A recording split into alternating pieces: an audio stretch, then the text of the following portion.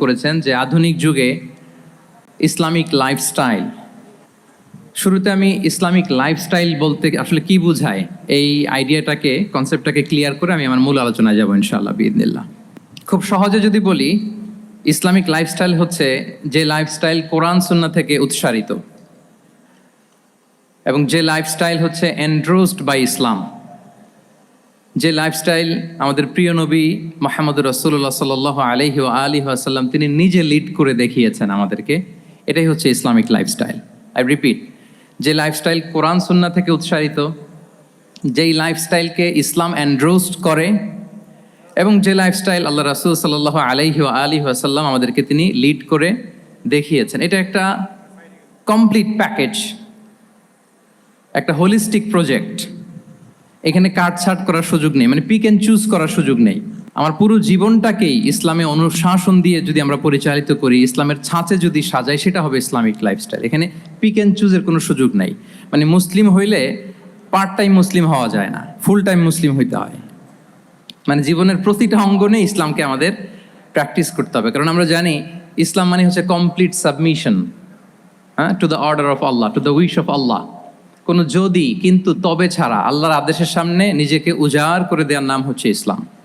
I repeat, আমি আবারও বলছি, কোনো যদি কিন্তু তবে ছাড়া আল্লাহর অর্ডারের সামনে নিজেকে সঁপে দেওয়ার নাম কি? ইসলাম। সবাই বলুন তো, আল্লাহর আদেশের সামনে কোনো যদি কিন্তু তবে ছাড়া নিজেকে সাবমিট করা, এই সাবমিসিভ অ্যাটিটিউডের নাম কি? সবাই বলুন তো। তাহলে আপনি পিক অ্যান্ড চুজ করতে পারবেন না যে এটা আমার ভাল লাগে, এটা আমার সাথে যায়, সো আমি এটা নিলাম, এটা আমার সাথে যায় না, সো এটা থেকে আমি দূরে থাকলাম, তাইলে এটা ইসলামিক লাইফস্টাইল হলো না। এই কনসেপ্টটা কি ক্লিয়ার সবার কাছে? এটা একটা total package, it's a total project, it's a holistic program. আপনি আপনার সুবিধা মতো এখানে কাটছাট করতে পারবেন না, নিলে পুরোটাই নিতে হবে। তো আমরা অনেকে আবার কাটছাট করি নিজের মন মতো। তাদেরকে উদ্দেশ্য করে আল্লাহ তাআলা বলছেন, আফাতুমিনুনা বিবা'দিল কিতাবি ওয়া তাকফুরুনা বিবা'দ। তোমরা কি আল্লাহর কিতাবের কিছু অংশ মানো আর কিছু অংশ তোমরা অস্বীকার করো? এটা তোমাদের পলিসি?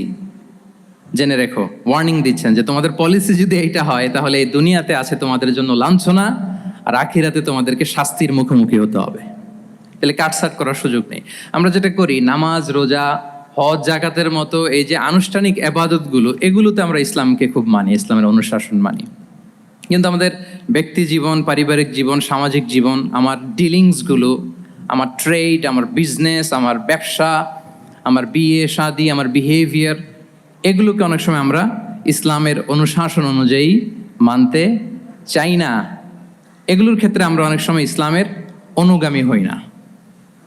এইখানে একটা ঝামেলা রয়ে গেছে আমাদের। কিন্তু মূল কথা হচ্ছে, আপনি ইসলামকে মানলে দ্য টোটাল প্যাকেজ আপনাকে মানতে হবে। এখানে কাটছাট করার কোনো সুযোগ আছে বলেন তো? আওয়াজ করে বলেন, কোন কাটছাটের সুযোগ কি আছে?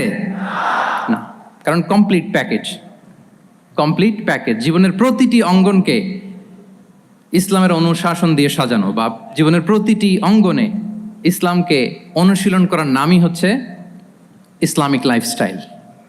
মূলত ইসলামই একটা lifestyle. Islam is not merely a set of beliefs and rituals, rather it's a lifestyle.